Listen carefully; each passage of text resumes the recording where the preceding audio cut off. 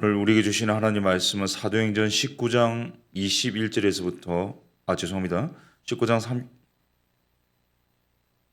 22장 30절에서부터 23장 11절까지의 말씀입니다. 죄송합니다.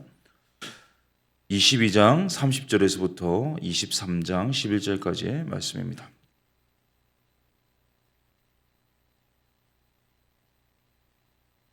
22장 30절에서부터 23장 11절까지의 말씀입니다.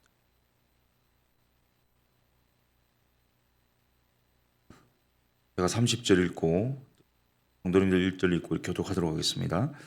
이튿날 천부장은 유대인들이 무슨 일로 그를 고발하는지 진상을 알고자 하여 그 결박을 풀고 명하여 제사장들과 온 공회를 모으고 바울을 데리고 내려가서 그들 앞에 세우니라. 바울이 공회를 주목하여 이르되 여러분 형제들아, 오늘까지 나는 범사의 양심을 따라 하나님을 섬겼노라 하거늘 대제사장 아나니아가 바울 곁에 서 있는 사람들에게 그 입을 치라 명하니 바울이 이르되 회칠한 담이여, 하나님이 너를 치시리로다. 네가 나를 율법대로 심판한다고 앉아서 율법을 어기고 나를 치라 하느냐 하니 곁에 선 사람들이 말하되 하나님의 대제사장을 내가 욕하느냐. 바울이 이르되 형제들아, 나는 그가 대제사장인 줄 알지 못하였노라. 기록하였을 때 너희 백성의 권리를 비방하지 말라 하였느니라 하더라.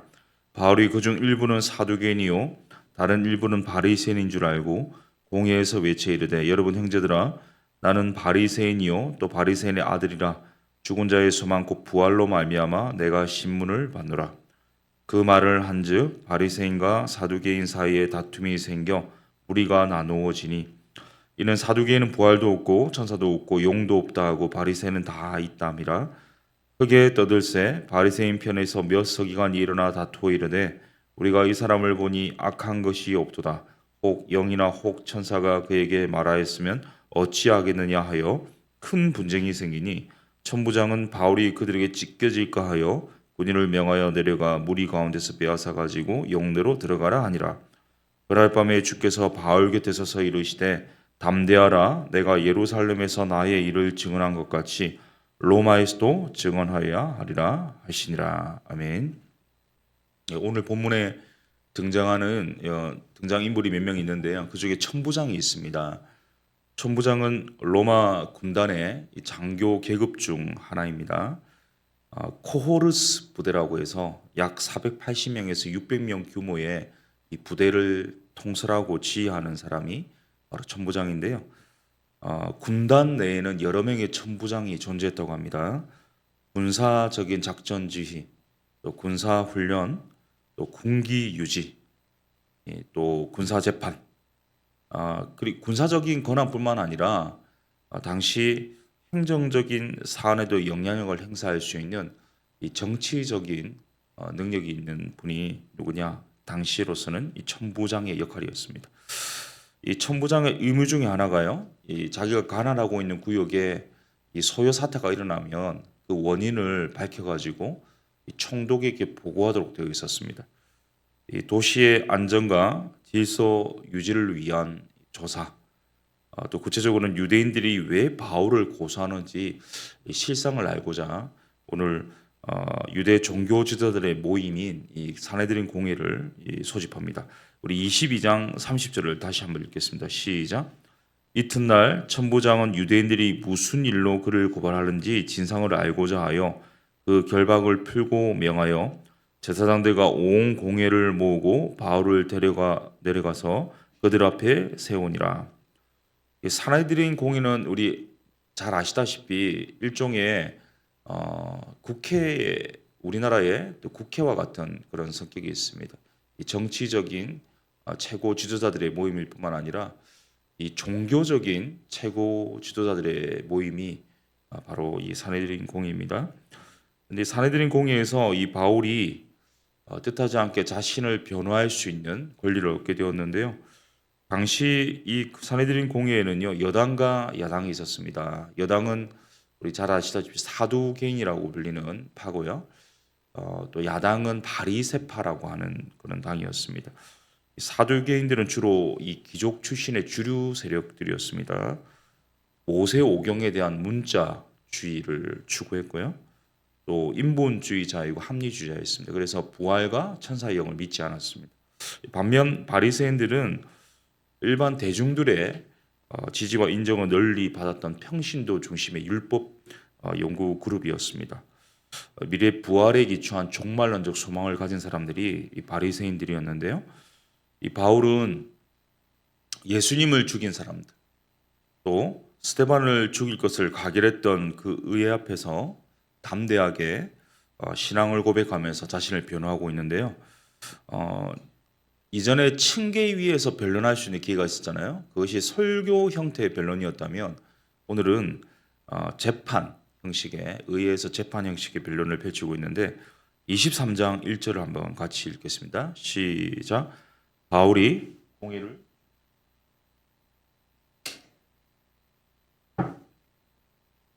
하나님을 섬겼노라 하거늘 이런 선언을 하고 있습니다. 여기서 주목하다라는 원어를 보니까 아테니조라고 하는데 사물 또는 사람을 지속적으로 또 강렬하게 응시하는 것을 말합니다. 조금 전 말씀드린 것처럼 지금 정치 및 종교 최고 주자들의 모임입니다. 그런데 그 앞에서 전혀 주눅들지 않고 담대하게 신앙을 고백하고 있는 모습이 이 바울 사도의 모습인데요. 이 고백, 내 생명을 조금도 귀한 것으로 여기지 않았고 양심의 꺼리낌이 하나도 없었다. 이런 이 삶의 고백은요, 얼마 전에 밀레도 항에서 에베소 장로들에게 했던 고백과 같습니다. 1절에 나는 하나님을 섬겼노라. 이 섬겼노라 원어는요, 문자적으로 이 폴리스 시민으로 살다, 도시 시민으로 살다는 말인데 그 도시 시민에 걸맞게 살아간다는 의미니까 나는 하나님 나라의 시민으로서 이 말과 행동과 삶에서 정말 거리낌 없이 거의 걸맞는 삶을 살았습니다. 이 의무와 책무를 다해왔다. 이런 고백을 하고 있습니다. 이런 사도 바울의 이 삶을 통한 고백, 한 점 부끄럼 없다고 하는 고백, 이 양심의 고백을 들으면 들을수록요, 이 사례드린 공회에 있는 이 종교 지도자들 입장에서는 이 부끄러움이 생길 수밖에 없습니다. 왜냐하면 그가 하나님 앞에서 범죄했기 때문에 이 사람을 고발한 건데 자기는 하나님 앞에서 떳떳하고 양심 없다고 말하면 말할수록 이 종교 지도자들의 입장에서는 굉장히 자신들을 부끄럽게 만드는 일이었습니다. 이 부끄러움은요, 분노로 발전되었습니다. 그래서 특히 2절에 보니까요, 이런 말씀이 있습니다. 대제사장 아나니아가 바울 곁에 서 있는 사람들에게 그 입을 치라 명하니, 그 입을 치라고 명했습니다. 화가 나니까 대제사장이 이렇게 입을 치라라고 이렇게 명령하고 있는데요. 그 명령을 한 사람이 사도 바울은 대제사장인지 알지 못한 것으로 보입니다. 3절을 같이 읽습니다. 시작. 회칠한 담이여 하나님이 너를 치시리로다. 네가 나를 율법대로 심판한다고 앉아서 율법을 어기고 나를 치라 하느냐. 그러니까 대제사장인 줄 모르고요, 굉장히 분노하면서 사도 바울이 강력한 발언을 하고 있는데요. 물론 이 사도 바울은 알지 못하고 한 발언이었지만 이 발언 자체가 예언적 기능을 감당합니다. 후에 이 헌금을 가로채기도 하고 하나님께 드리는 헌금을 가로채고 이 포악하고 욕심 많았던 이 대제사장 아나니아는요, 그 결과로 주후 59년에 대제사장직에서 면직이 됩니다. 그리고 주후 66년에 유대인 암살자들에 의해서 피살되는 이 결말을 맞았습니다. 이 바울이 여기서 회칠한 담이라고 표현을 쓰고 있는데 우리나라에서 이제 무덤은 이렇게 둥그렇게 이렇게 그 무덤을 만드는데요. 이 이스라엘 사람들은 동굴로 만들었습니다. 그래서 안은 무덤이었지만 밖에는 흰색을 칠합니다. 화려하고 또 아름답게 보이도록 했습니다. 우리가 표리부동이라고 하는데요, 이 겉과 속이 다를 때 말하는 말인데 회칠한 담이 바로 그런 뜻입니다.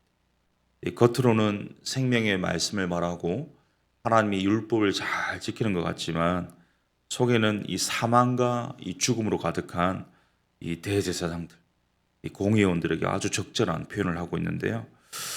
이 회칠한 담이 과연 이 사내들인 공회의 율법주의자들에게만 국한되는 것일까? 이 회칠한 담이 저에게 마치 이 4D처럼 이렇게 3D처럼 떠올라가지고 저한테 다가왔거든요.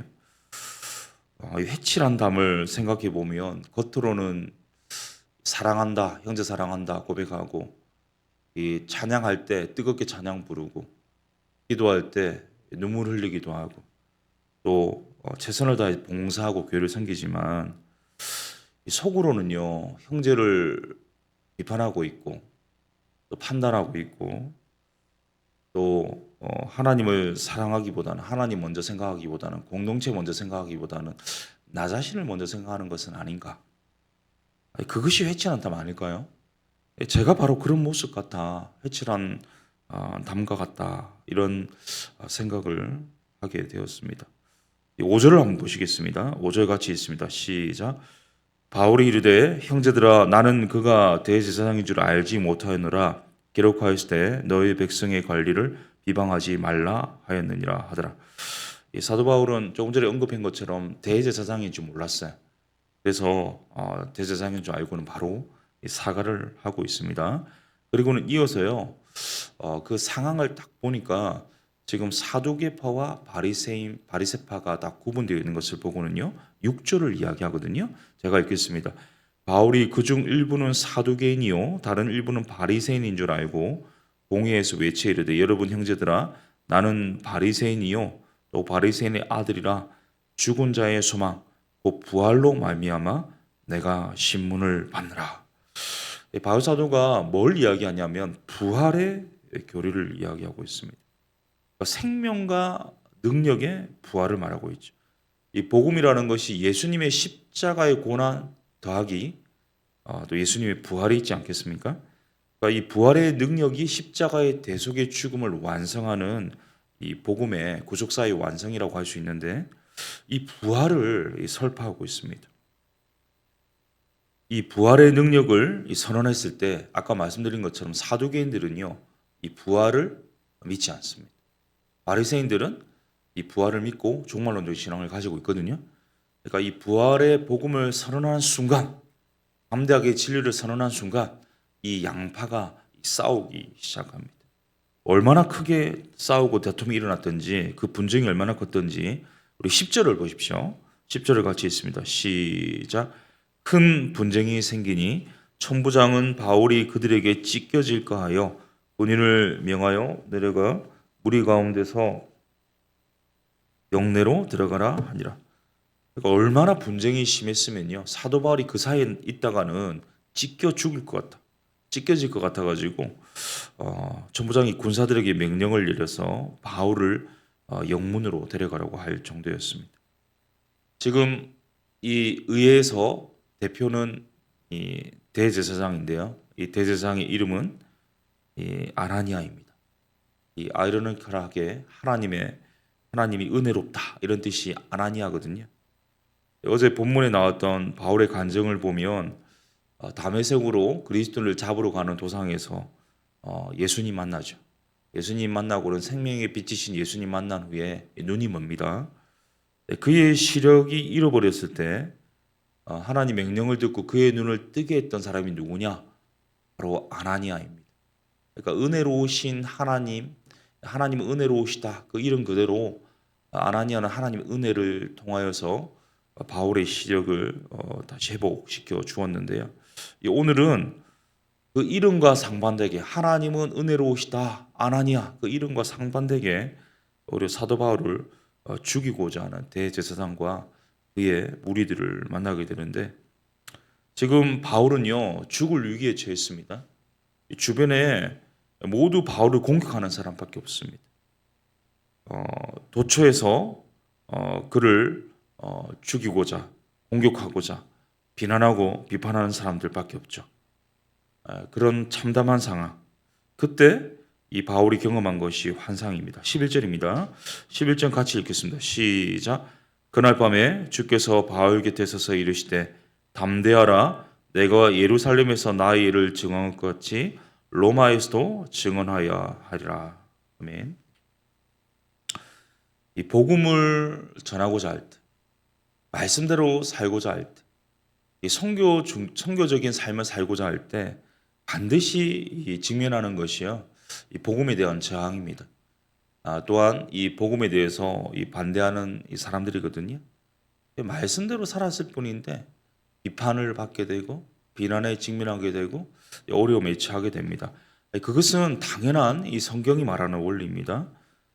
그런데 그런 실패와 두려움과 아픔과 고통, 복음대로 살고자 할 때, 말씀대로 살고자 할 때 오히려 겪게 되는 이런 어려운 아픔과 고통의 자리에서 하나님은 우리를 홀로 내버려 두지 않으십니다. 오히려 우리의 실패의 자리, 두려움의 자리에 하나님이 다가오십니다. 그리고 힘 주시고 위로하시고 소망 주시고 또한 우리의 비전을 새롭게 하십니다. 이 바울에게 찾아오셔서 뭐라고 하시냐면 담대하라. 네가 로마에서도 증언하여라 하리라. 위로하시고 비전 주시고 힘을 주셨습니다. 이 절망 가운데 소망 주시고요. 실패 가운데 길을 열어 주십니다. 복음대로 사는 것이 나에게는 이 낙담되는 일이고 고통 겪게 되는 일이고 실패인 줄 알았는데 그렇지 않다라고 격려하시고 계속 이 길을 가라라고 주님께서 말씀하시는데요. 특별히 이 담대하라는 이 원어는요, 마음을 일으키라는 거예요. 그러니까 우리가 보통 이런 어려움에 직면하고 이 비난과 비판을 겪게 되면요, 이 마음이 무너지는 경우가 굉장히 많거든요. 근데 그 마음이 무너진 바울에게 우리 주님께서 찾아오셔서 뭐라고 하시냐면 이 마음을 일으키라. 우리 마음을 세우기 원하시는 분이 누구냐? 이 하나님이신 것을 보여주고 있습니다.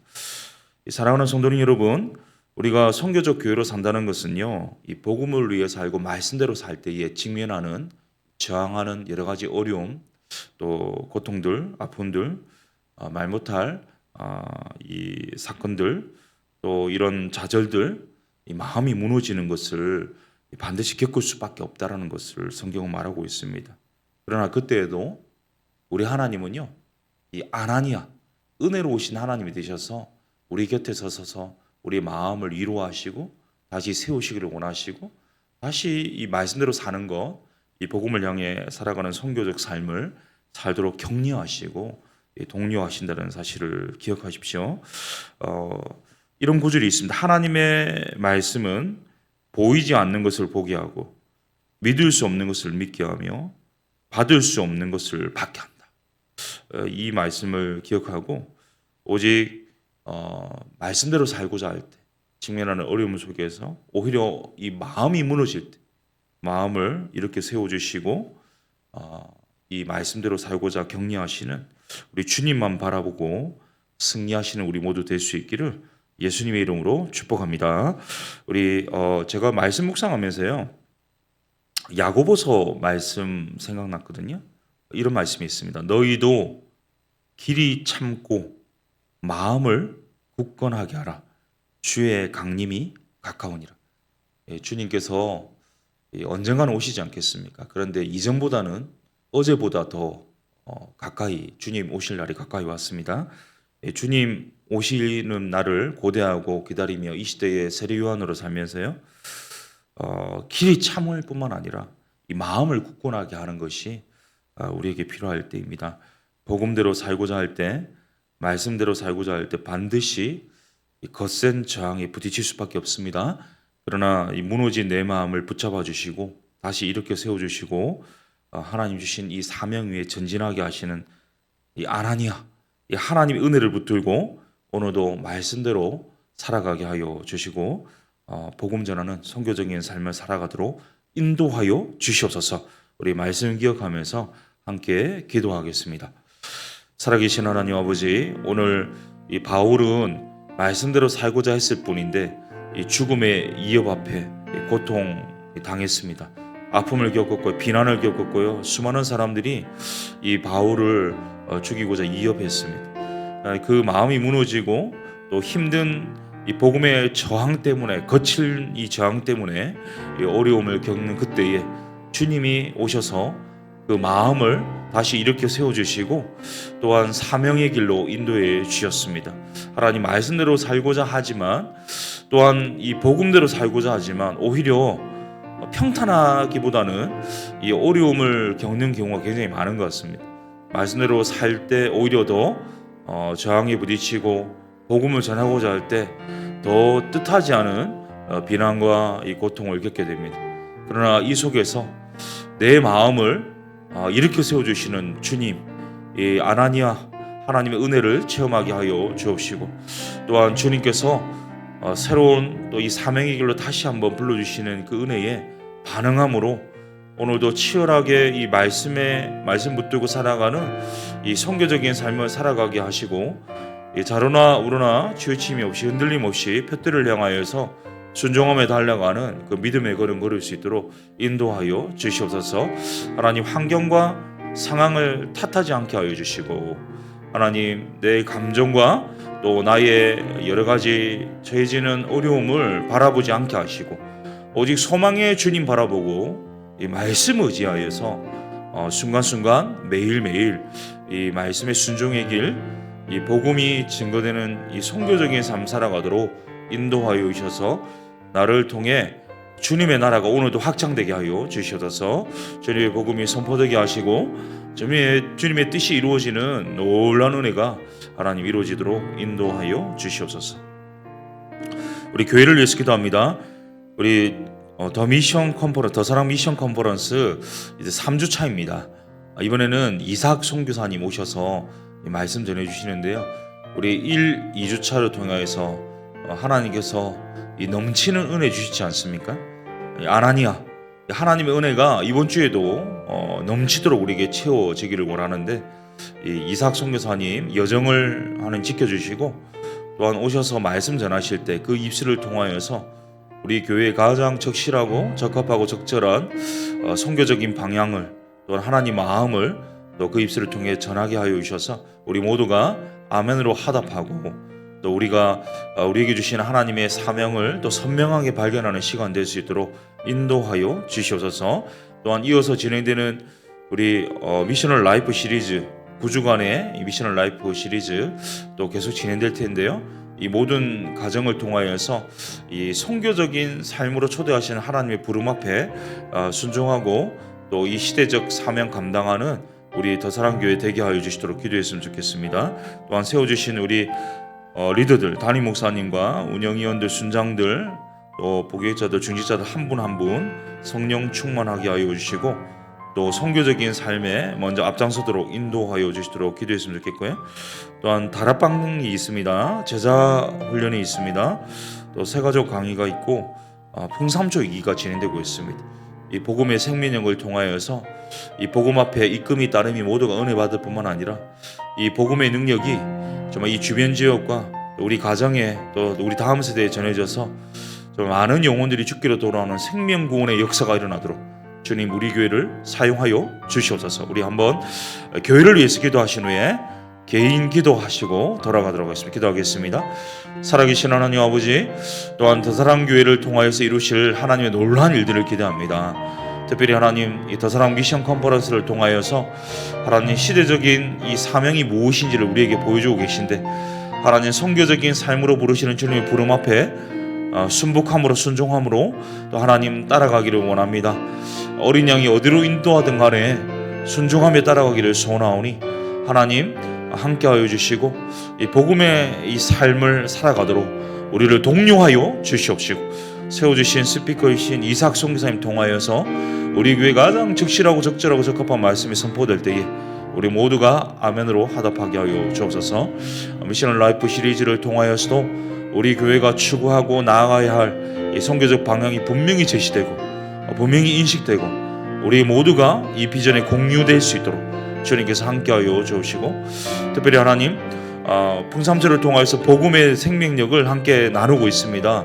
하나님 이 복음의 능력이 우리 각자에게 새로운 재헌신과 결단과 회심의 역사를 일으킬 뿐만 아니라 우리 다음 세대와 우리 가정과 이 지역과 또 하나 나아가서는 이 세계 복음화에 이 놀라운 생명권의 역사를 불러일으키는 은혜가 있기를 간절히 소원하오니 주님 간섭하시고 일하여 주시옵소서.